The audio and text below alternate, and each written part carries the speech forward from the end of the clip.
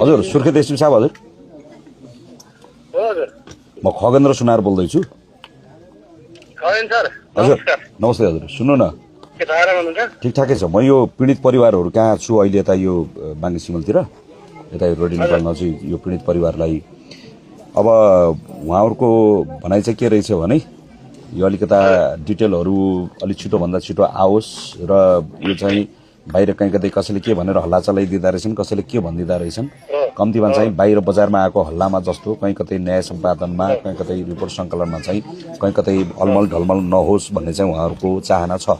होइन त्यो मध्ये हामीले केही सपोर्ट गर्नुपर्ने कुरा वा हामीले अरू केही गर्नुपर्ने कुरा केही छ भने तपाईँहरूले हामीलाई बताउनु होला होइन अन्यथा चाहिँ कम्तीमा पीडित परिवारलाई चाहिँ कहीँ कतै शङ्का नरहने गरी चाहिँ उहाँहरूले चाहे अनुसार किन यत्रो मान्छे मरेको छ मान्छेको ज्यान गएको छ होइन अब यो कुरामा चाहिँ कहीँ कतै चाहिँ त्यो शङ्का नरहने उहाँहरूलाई शङ्का लागेको विषय चाहिँ तपाईँहरूले चाहिँ त्यो छानबिनको दायरामा चाहिँ तपाईँहरूले राखिदिनु पर्ला त्यहाँ चाहिँ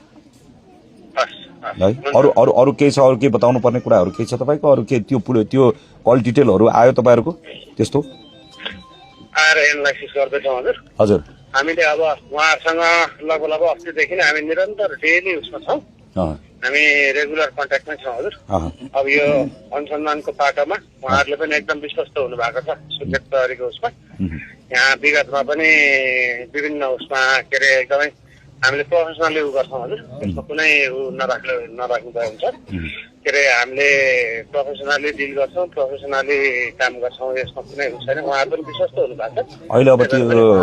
अब त्यो ज्यान गइसकेको छोरीको बारेमा बजारमा नाना थरी चरित्र हत्या गरिदिए यसो भन्ने उहाँहरूको झन् पीडामाथि पीडा थप्ने यो कुनै खालको सामाजिक सञ्जालमा कोही कसैले त्यसो केही गरेको छ भने यसलाई पनि तपाईँले निगरानी चाहिँ गरिदिनु पर्ला किनकि अहिले ज्यान गइसकेको केटीलाई चाहिँ विभिन्न खालका चरित्र हत्या गरियो मेरो छोरीको चरित्रमाथि प्रश्न उठाइयो भन्ने त्यो छ कम्तीमा त्यो कसैले चाहिँ त्यस्ता हल्ला फिजाएको त्यो भयो त्यसलाई पनि हजुरहरूले चाहिँ निगरानीमा चाहिँ राख्नु पर्ला त्यसलाई है कहीँ कतै कमी कमजोरी नहोस् है यसको सबैलाई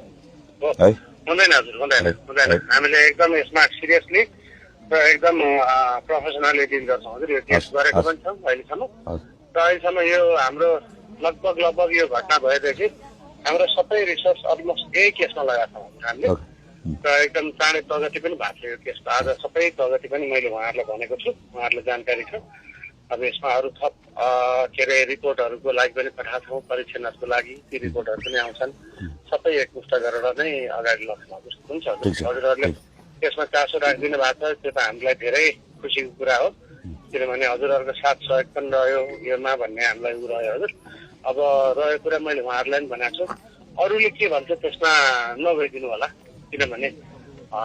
मान्छेले यो केस बिगार्नको